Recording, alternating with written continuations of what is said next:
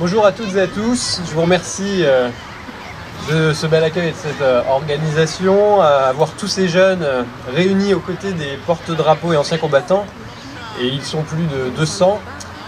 J'éprouve une grande joie et une grande fierté, car autour de nous ils sont nombreux à être partis à l'aube de leur jeunesse, et je remercie chacun d'entre vous d'être venus aujourd'hui honorer leur sacrifice, eux qui ont payé le prix fort pour que nous, leurs descendants, puissions vivre une existence de paix et de liberté. Avec l'opération 1000 arbres pour les nécropoles, l'Office national des anciens combattants s'empare du travail de mémoire de la plus belle des manières. Conduire les plus jeunes générations dans de tels lieux, mais plus encore les investir du rôle de passeurs de mémoire, voilà comment transmettre au mieux le sens de l'histoire, de la nation et les valeurs de citoyenneté.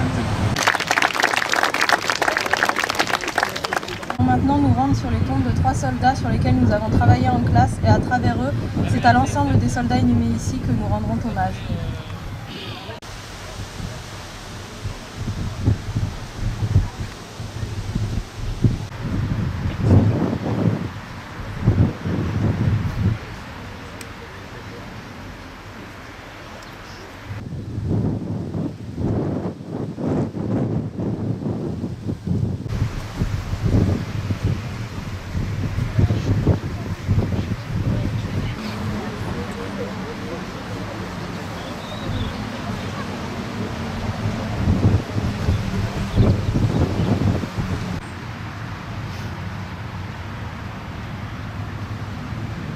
Nous nous sommes mis d'accord tout en s'entraidant, comme les combattants le firent sur le champ de bataille.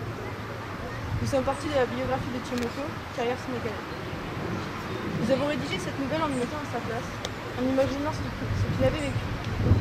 Cette nouvelle a été écrite sous la forme d'un journal afin de vivre son histoire au jour le jour, pour essayer de se rapprocher de la réalité. Comment continuer à avancer dans fait en fait, où tout ce qui m'entoure n'est fait que de chair humaine et de sang. Je dois y aller, mes camarades du bataillon de tirailleurs sénégalais, du moins ceux qui sont encore là, ont besoin de moi. À bientôt, cher Lourdes.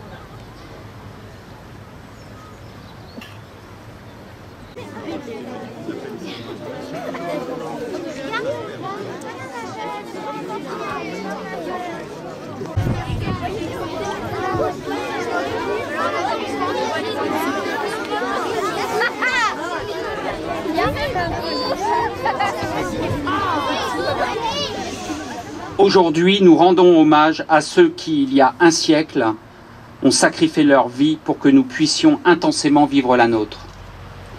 100 ans, c'est plus que le temps d'une vie. À présent qu'il ne reste plus personne pour témoigner de son propre vécu de la Grande Guerre et de l'horreur des tranchées, cet événement, à la fois lointain et si proche, aurait pu être oublié. Nous nous souvenons pourtant, et c'est bien la jeune génération, celle qui avait en partie votre âge, et que je vois ici ce matin, pour célébrer ensemble le souvenir de ces hommes qui ont défendu la France.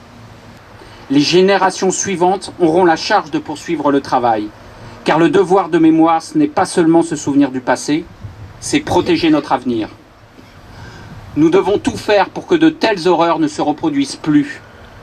Or, le chemin est encore long, et nous ne sommes jamais à l'abri de replonger dans l'atrocité. À l'heure actuelle, la haine aveugle et l'ignorance continuent de souiller de sang notre monde, de menacer notre paix durement acquise et éprouver les valeurs de notre République.